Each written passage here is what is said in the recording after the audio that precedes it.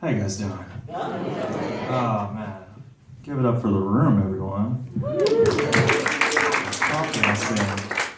Oh man, it's cool being here. My family's in the room tonight. It's nuts. They've never seen me perform comedy before. They're here for my grandmother's funeral, which is this morning. Kind of a sad event, and then I let them know, hey, you want to get more sad?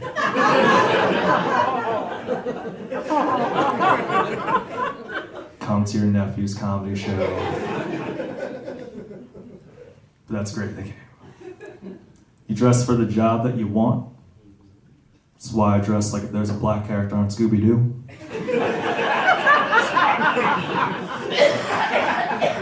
The gang? Yeah, they went that way. Velma, you stay. It's nuts. I'm originally from the Bronx, New York.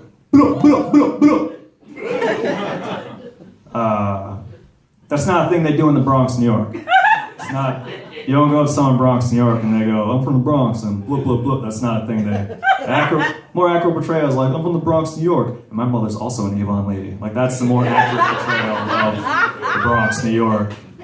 From the Bronx, New York, and I currently live in Kutztown, Pennsylvania. The different. Yeah, the different places on the map.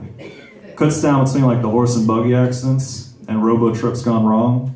It's one of the few places where a guy like me can be perceived as a threat. And you know what I gotta tell you? It's kind of empowering. It's kind of empowering. Anywhere else, I'm a chocolate-covered string bean. Kutztown, I'm a chocolate-covered bad boy. I know I'm a bad boy in Kutztown. One time I was waiting for a friend to pick me up outside this greenhouse. And inside the greenhouse, there's a kid, and he's just staring at me. Now, I've seen Daddy Daycare. I don't think anything of it. I shoot him one of these. What's going on, man? Peace. Miscommunication. Based on this kid's reaction, he took that as, what are you looking at? You got 2 seconds going south before I put you in my book bag. So he runs, and this is no joke, he comes back with his mother and father, and they all just kind of stare at me for a while. Like, miss, you know that watchful stare you give someone when you think they're gonna come inside your house and steal your hot sauce? Like, they're very much ready for action. It bummed me out. Made me sad. My friend picked me up, I was reflecting on it. And I made sure to reflect on it some more when I went back to go rob them. Stole all the hot sauce. Replaced all their plants with Spike Lee movies. It was before Black Lives Matter was a thing, so I spray painted O.J. Simpson's face everywhere. It was much easier to do it that way. The cops, they pull me over because they think I'm a bad boy. They think I'm selling drugs, which is total bullshit. The last time I checked, children aren't drugs.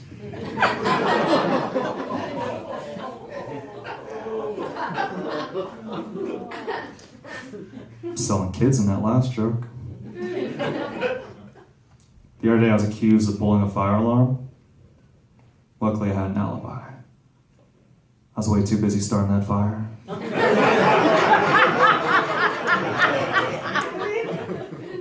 It's nice that way. It's so much nicer that way. My cat recently died. Yeah. On the plus side, turns out I'm really good at archery.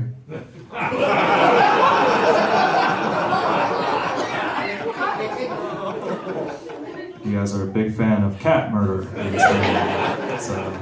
It's a big relief. I was in Barnes & Noble's the other day. I was angry in a Barnes & Noble's, which is not an emotion you should feel in a Barnes & Noble's in any way. There was a spider next to me, and I was gonna step on him, but he was reading the same book that I was reading. Steve Harvey's How to Be a Man and Wear Suits. We both related in that way. It was very nice. It's nice. It's fun doing comedy and all that stuff. It's fun doing comedy, but I don't like telling people I do comedy. they expect like, way too much. It's ridiculous. It's like, oh, you do comedy? You gonna make me laugh like Kevin Hart? No, I'm not gonna make you laugh like Kevin Hart. But how do you feel about Sinbad? I could definitely make you laugh like Sinbad. Now when you tell people you do comedy, they always want to give you ideas for bits and jokes, but they're less an idea for bits and jokes and more just racially offensive things that they just want to get away with saying in the name of humor. It's like, oh, you tell jokes? You know when you push a black person in the pool, they be flipping and flailing because brothers can't swim?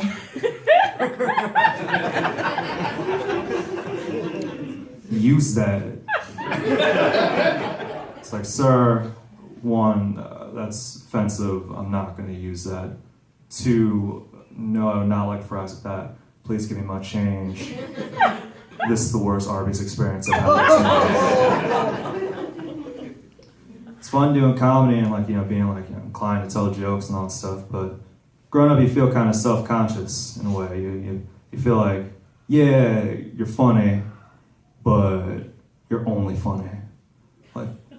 Like that's the only thing you'll ever be able to contribute to your friends, community, and ultimately to yourself. You feel kind of bad. Like people always like give you compliments like, oh, you're funny. That's it. It's never like, oh, hey, Kirk, you're so funny. You're so funny and loyal. Like you never hear that at all. You never hear that. One day I always want to come on stage and be like, oh, Kirk, that was really cool. You did it on stage. That was really funny. Oh, yeah, And you know what? You never get jealous. You never get jealous in any way. I want to come on stage so I'd be like, oh, Kirk, you are funny. You are funny. Oh, man. Anyway, one day you're going to make a great father. Never hear that in any way. It's ridiculous. I was reading a story the other day. There's like this trend where teenagers, they're recording themselves snorting condoms. It's no joke. They're snorting condoms and then removing it from their mouth. Oh, wow. That's what I said. Recording the mouth. And they're calling the trend the condom challenge. Which is odd. I always assumed that the condom challenge was convincing her that you're wearing one. So that joke is for all the scumbags in the room tonight. There's a woman in the UK at the age of 56 that had a stroke after using a vibrator for the first time. I don't know why I'm telling you that. I don't know why. It's a buzzkill.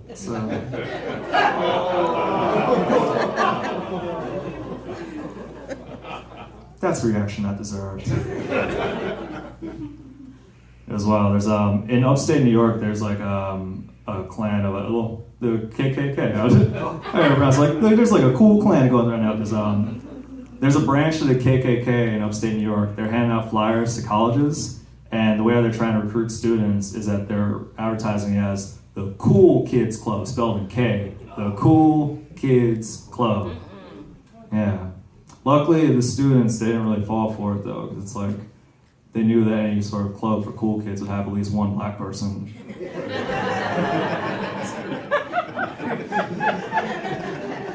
So that wasn't really going to work for them that much.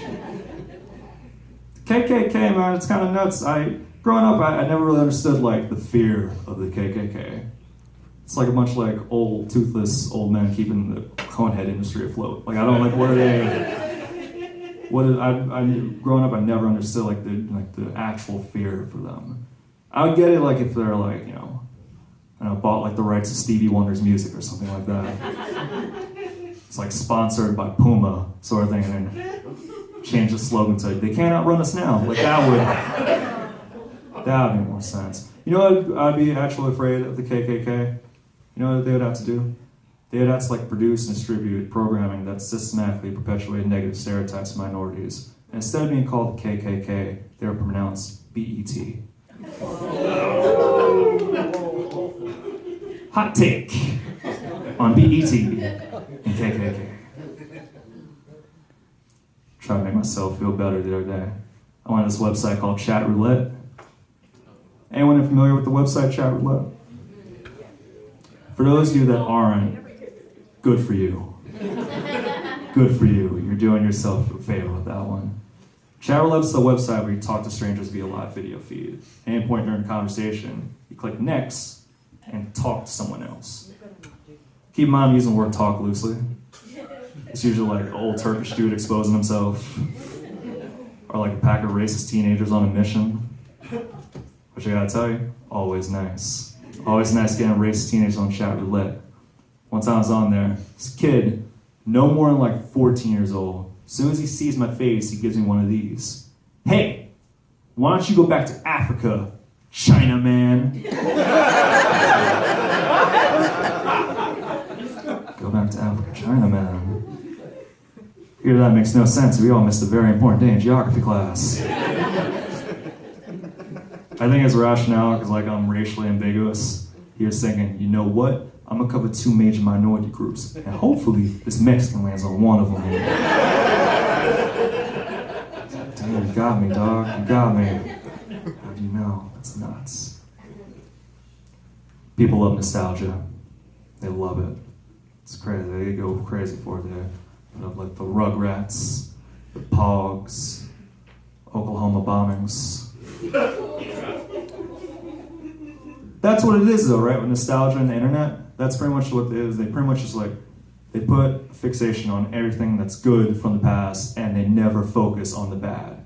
That's always the case. It annoys me. I hate it with the internet culture with that. It's always like, oh man, you remember Golden Girls? Remember Golden Girls? It's never like, hey, remember Anthrax? Remember Anthrax?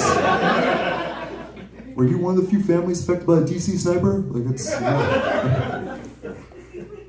you never go on BuzzFeed or anything like that. Take these top quirky questions and figure out which 9/11 tower you are. That'd be a dope quiz to take though, right? Don't actually do that.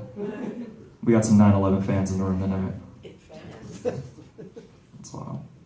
I wanted to leave you guys on a few notes. For one, you know, like I mentioned earlier, my grandma passed. I wish she was here. She owes me money. Then I walked past someone the other day, and they're like, "Kirk, a staple of doing comedy is doing impressions." And I said, "Thank you, Whoopi Goldberg. Thank you for that insight. I'm so glad I came to this Panera Bread in Astoria, Queens today and met Whoopi Goldberg." So I'm gonna leave you guys on an impression. This is my impression of a Jamaican man coming across a family book and discovering something about himself. A Jamaican man coming across a family book and discovering something about himself.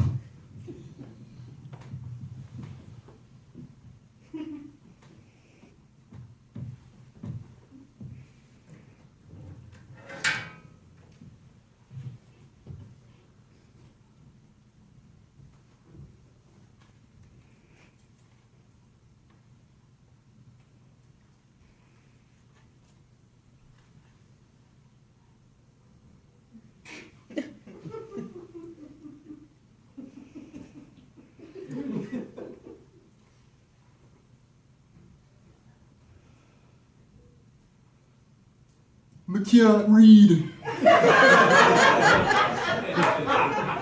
can't read. My name's Kirk Griffiths. Thank you.